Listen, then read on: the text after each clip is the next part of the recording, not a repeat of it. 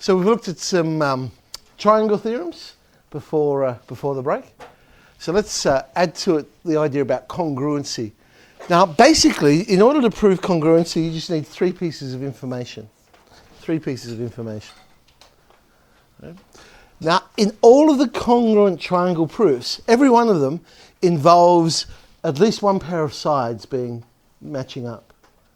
So if you're unsure which proof you're going to use, look for a side, because every one of them is going to involve a side.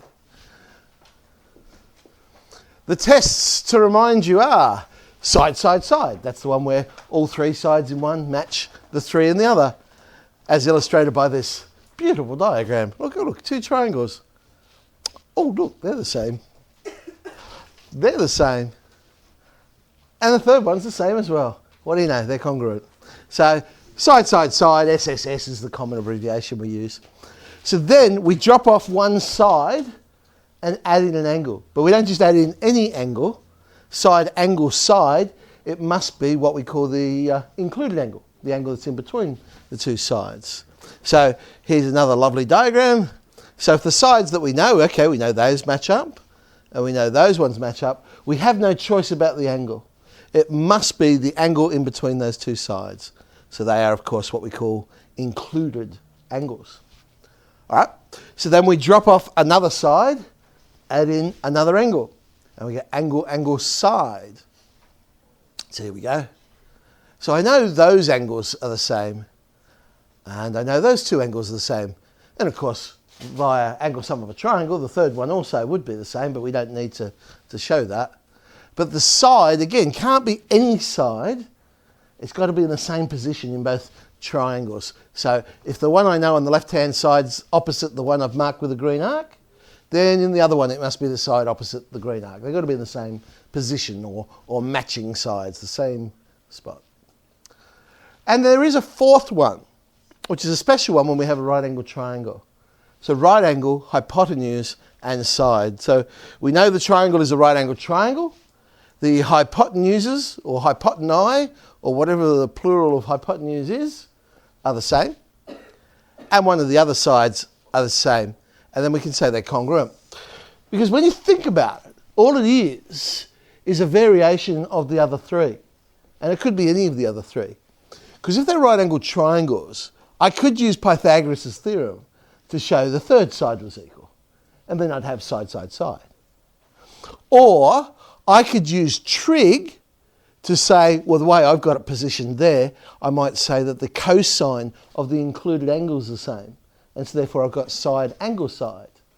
And it could also be angle, angle, side, because the right angle is one angle. And once I find that other angle, then I've got two angles and a side. So it is basically a special case of the other three sort of all rolled into one.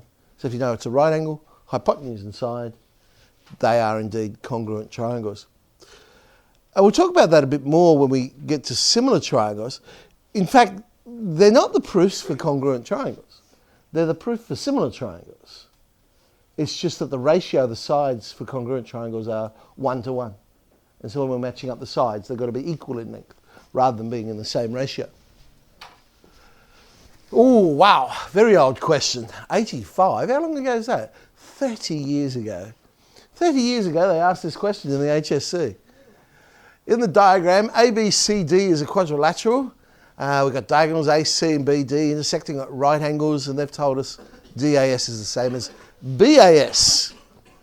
And the first thing they want us to do is to prove that DA is equal to AB. DA is equal to AB. So what did I do? Oh, well, they gave me the information DAS is equal to BAS. Now, when I'm doing a congruent triangle proof, I mean, you don't have to do this. I like to sort of mark down which piece of information I've found. Oh, okay, I know I've got one angle. So I'll just put a little A there. That's it, you don't have to do that. It's just what I do. Now, I also know that in these triangles I'm looking at, AS is common in both of those triangles. So I've got a side that is the same. And they've also told me that DSA and BSA are 90 degrees. So that information was given to me. So I've got angle, angle, side. Angle, angle, side. So I now know that DAS and BAS are congruent. Now that I know they're congruent, I can say, oh, well, DA then must therefore be the same length as AB, because they would be the matching sides in congruent triangles. One of the things I mentioned when we started looking at geometry last term was it's not so much the answer that I'm interested in, it's more the setting out and your logic. And so if you imagine your page, I like to think of, okay, the right-hand side, this is where I'm going to put my reasoning down, this is where I'm going to put my explanations. The left-hand side, this is where I'll do my working. And so in that way, it's nice, you can read it as you go from line to line. You've got, here's some working, here's an explanation for how I can say this or why I can say this. And it makes the proof very readable. We're now going to prove DC is the same as CB. We just proved DA was equal to AB. Yes? Indeed. So why do you keep looking at the back of the room then? It's at the front of the room. Okay. We also know DAS is the same as BAS. That information was given to me. And I'm now looking at the larger triangles that are in that diagram. AC is common to both of those. So I now have side angle side. So I can say those larger triangles are also congruent. And therefore, well, DC must be the same as CB. They're now matching sides in these new, larger, congruent triangles. Just some things on types of triangles. The isosceles triangle. That's where you've got two angles equal or two sides equal. So if I'm going to use a fact about an isosceles triangle, it might be that the sides are equal. There are different ways of saying it. I tend to say equal sides in an isosceles triangle. Some people say, how do they put it? The sides opposite equal angles in a triangle are equal. That's that sort of thing. That's fine. It means the same thing. And if it was the angles I was going to use, then I just simply say, well, these are the equal angles in isosceles triangles. Another phrase I've seen used is base angles in an isosceles triangle are equal. When it comes to an equilateral triangle, then I can say, well, look, AB is equal to AC is equal to BC. Geometry is different to other parts of mathematics. When we're doing equations, we don't normally have more than one equal sign on a line. But in geometry we can, because we're listing a whole heap of things that are equal. So I can say, oh, well, AB is equal to AC is equal to BC. I don't say equal sides in an equilateral triangle. I don't need to, because all the sides are equal in an equilateral triangle. So all I need to say is, well, they're sides in an equilateral triangle. If I was going to use the fact that angle A was equal to angle B is equal to angle C, which of course I could say is equal to 60 degrees, because all the angles in an equilateral triangle are 60 degrees. Some terminology in triangles. An altitude. An altitude is just another name for perpendicular height. So it's a perpendicular to one side passing through the vertex.